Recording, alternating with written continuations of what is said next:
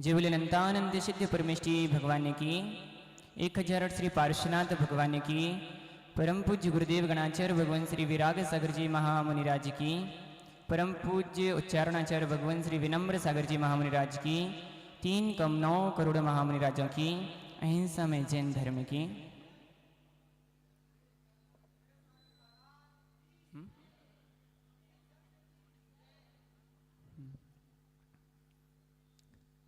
अभी पर्युषण पर्व का समापन हुआ। कल अपन ने प्रतिदिन एक एक धर्म के विषय में सुनने का प्रयास किया, उसको यथाशक्ति धारण करने का प्रयास किया।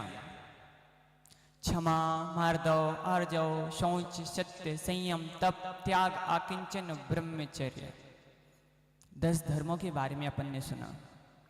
सबसे पहला धर्म आया था क्षमा और लास्ट में आता है क्षमा वाणी। तो शुरू भी क्षमा से होता है, अंत भी क्षमा पे होता है। और क्षमा वाणी का शाब्दिक अर्थ देखें तो 2 शब्द हैं इसमें, क्षमा और वाणी। दोनों को अलग अलग देखें तो क्षमा वाणी यानी हमारी वाणी में क्षमा आ जाए तो क्षमा वाणी है ना। शाब्दिक अर्थ देखें तो क्षमा वाणी, हमारी वाणी में क्षमा आ जाए तो क्षमा वाणी है।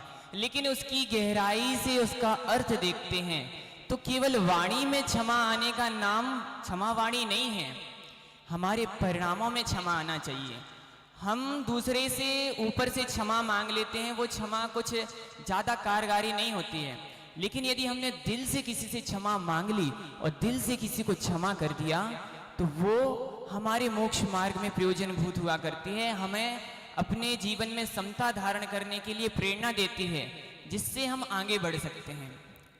और अपन देखते हैं आजकल अपन क्षमा क्यों नहीं कर पाते और ना मांग पाते हैं, क्योंकि मान कसाई हमारे अंदर आड़े आ जाती है। जैसे मान लो हमारी कोई गलती हुई हमसे, 2 लोगों में आपस में बहस हो गई, अब फिर क्या होगा? अरे मैं क्यों मांगू क्षमा, मैं क्षमा मांग लूंगा तो मुझे छोटा कहा जाएगा, ये झुक गया।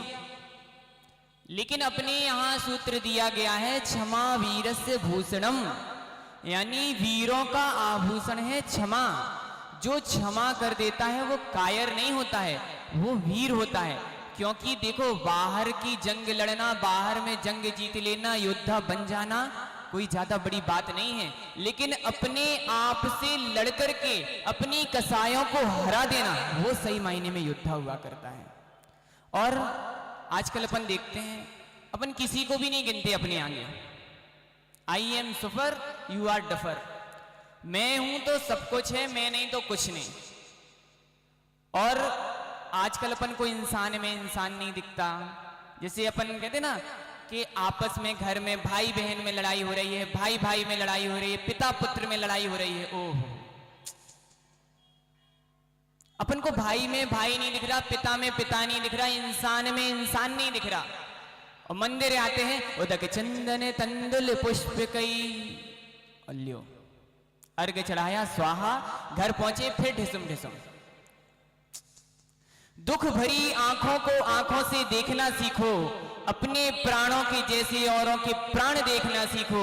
ये पत्थर की प्रतिमा में भगवान देखने वालों, पहले तुम इंसान में इंसान देखना सीखो। आज हमें इंसान में इंसान नजर नहीं आता है, जीव में जीव नजर नहीं आता है। चाहे जिसको दुख देते रहते हैं, चाहे जिसका दिल दुखाते रहते हैं, चाहे जिसको कष्ट पहुंचाते रहते हैं, और आकर के भगवान की पत्थर की मूरत तो पत्थर की ही है। हमारी श्रद्धा में वो भगवान है, हमारी श्रद्धा में वो भगवान है, तो हम पत्थर की प्रतिमा में भी भगवान देख लेते हैं। लेकिन वैसे देखा जाए तो प्रतिमा जब बनती है तो प्रतिमा तो पत्थर की ही होती है ना। जब बताओ अपन पत्थर की प्रतिमा में भगवान को देख सकते हैं, तो क्या अपन इंसान में इंसान नहीं देख सकते? बिल्कुल देख सकते, बस होना चाहिए हमारा नजरिया साफ। आजकल क्या होता है, अपन कसाय, बैर, विरोध, ईर्षा, मान इतना अंदर कूट कूट करके भरा रहता है कि सामने वाले ने थोड़ा सा कुछ कह दिया, इसने मुझसे कैसे कह दिया, ये कौन होता है मुझसे कहने वाला। और देखना क्या होता है, आजकल भले अपन सगे संबंधियों से भी अपन वो कर लेते हैं वैर विरोध, भाई भाई में थोड़ी सी जमीन के लिए कसाय वसात। और जब हमारे अंदर क्रोध का वेग या मान कसाय या लोभ कसाय या जब जिस तीव्रता से आती है उदय में, तब हमें कुछ भी नहीं दिखता है और थोड़े थोड़े से के पीछे भाई भाई लड़ करके मर जाते हैं। कई बार तो ऐसा देखा जाता है जिसका सभी लोग गुणगान करते हैं। किसका? एक शब्द होता है मां। मां का सभी लोग गुणगान करते हैं, यहां तक कि कई साधु संतों के मुख पर भी मां की चर्चा होती है और मां के लिए भी सभी लोग गुणगान करते हैं। कहते हैं कि जिस मां ने अपने बच्चे को जन्म के पहले से जब गर्भ में आता है तो गर्भ में वो बच्चा रहता है, तभी से मां उसका ध्यान रखना प्रारंभ कर देती है।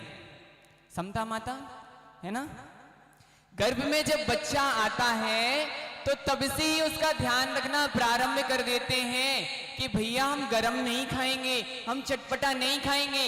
इच्छा खूब होती है लेकिन कुछ नहीं खाएंगे। क्यों? यदि हमने यहां से थोड़ा सा मिर्चीदार खाया तो मेरे लाल के अंदर क्या होगा, उसका शरीर झुलस जाएगा। इसलिए नहीं, हम अपनी इच्छाओं को दबा करके रखेंगे।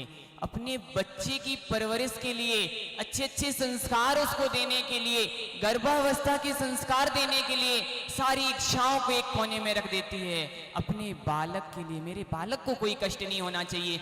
जब अंदर से वो पैर भी मारता है तो माँ को उसका कष्ट नहीं होता है, ये खुशी होती है मेरा बच्चा सुरक्षित है।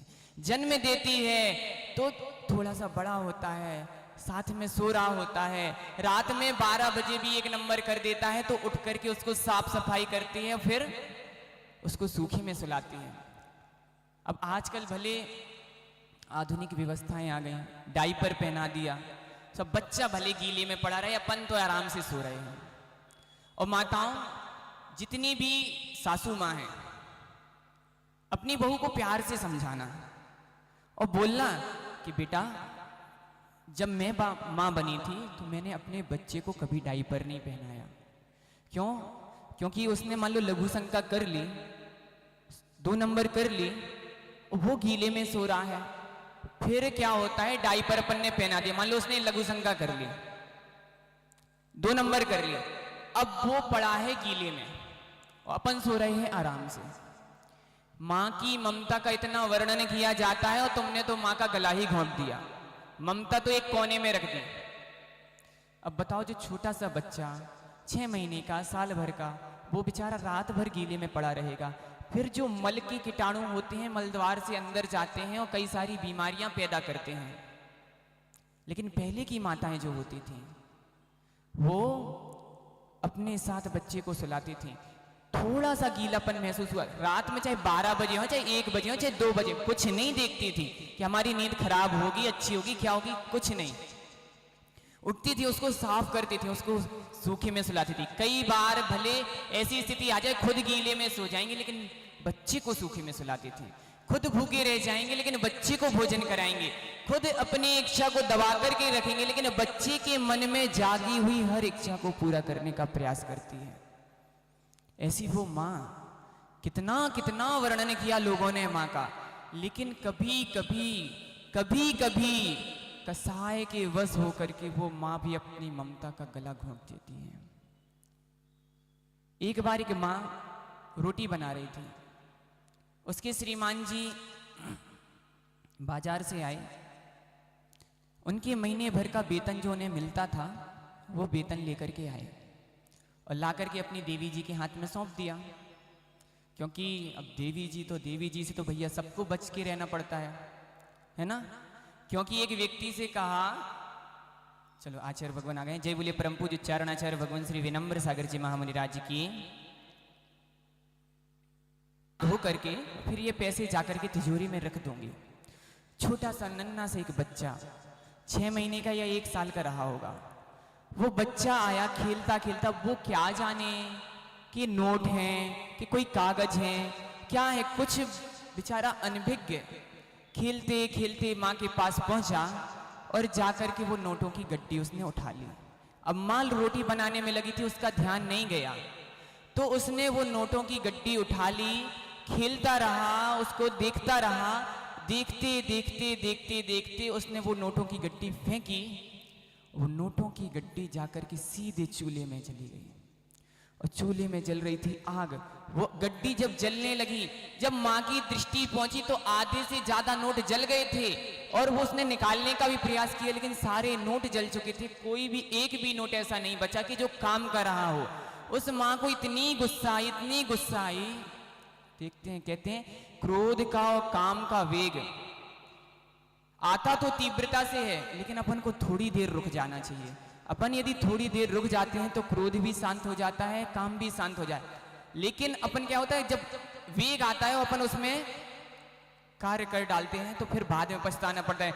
उसको इतना क्रोध आया कि महीने भर की अमानत इसने चूल्हे में झोंक दी। उसने आओ देखा ना ताओ बेचारे नन्ही सी जान को उठाया और नोटों के पास पहुंचा दिया, उसी चूल्हे में डाल दिया। आंखों के सामने देखते देखते जिस कलेजे के टुकड़े को जी जान से पाला था, वो झुलसता झुलसता बेचारा नन्ही सी जान तड़प तड़प के मर गया। और जब उस बच्चे को देखा कि ये तो मर गया, फिर उस माँ को अपने अंदर गिलानी फील हुई, इतना बुरा लगा, इतना फील हुई कि उसने अपने ऊपर तेल डाल लिया। आग लगाने वाली थी कि इतने में उसका पति आ गया। उसके पति ने हाथ पकड़ लिया। जब उसके पति ने देखा कि ये सब क्या हो गया, तब उसके पति को गुस्सा आई। तो फिर जो वो खुद आग लगाने वाली थी, फिर उसके पति ने गुस्से में आकर के उसको आग लगा दी। तो पत्नी भी मर गई। आसपास बात फैली तो पुलिस आ गई और पति को ले जाकर के जेल में बंद कर दिया। थोड़ी सी गुस्सा के कारण, थोड़ी सी क्रोध के कारण पूरी जिंदगी नाश कर दी, पूरा परिवार नाश कर दिया। तो इसलिए जब क्रोध का, कसाई का वेग आता है तो अपन उसमें चलायमान हो जाते हैं। अपन को चलायमान नहीं होना है। बस क्रोध आए या मान जागे, मायाचारी आए, लोभ आए, कोई भी कसाई जागे तो बस थोड़े देर के लिए आंख बंद करके और पंच परमेष्टि भगवान का स्मरण कर लेना, आपकी वो कसाई शांत हो जाएगी।